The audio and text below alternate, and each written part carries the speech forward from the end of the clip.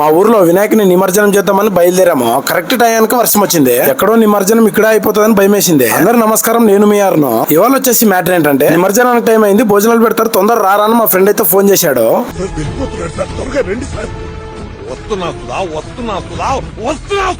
అని చెప్పేసి తొందరగానే మండపం దగ్గరకు వచ్చేసాను. నేను వచ్చే లోపే డేక్షన్లన్నీ కడిగి బార్లు వేసారనమాట. चीटिंग करता है तू,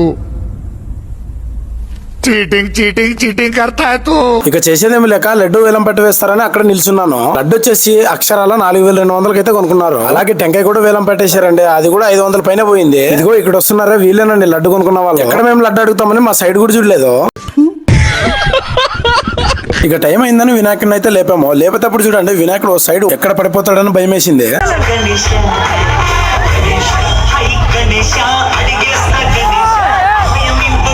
వినాయకుని ట్రాక్టర్ లో కూర్చోబెట్టిన తర్వాత రంగులట అయితే మొదలు పెట్టేశారు. మేము కూడా చాలా సేపు అక్కడే ఉన్నాం, మాకెవరు రంగులు పూయలేదు. ఇది ఏ పని కాదని మేమే వాళ్ళతో రంగులు తీసుకొని పక్కెళ్ళి తుడుచుకొచ్చేసాము.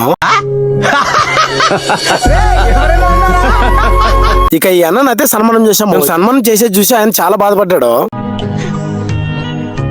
ఎందుకు ఏమైనా సన్మానం చేశామంటే ఏదైనా మిగిలిన ప్రసాదం ఇస్తాడని. ఉంటానబ్బా, నెక్స్ట్ వీడియోలో మళ్ళీ కలుసుకుందాం. వెళ్ళేటప్పుడు మన ఛానల్ సబ్స్క్రైబ్ అండ్ ఫాలో చేసుకోండి.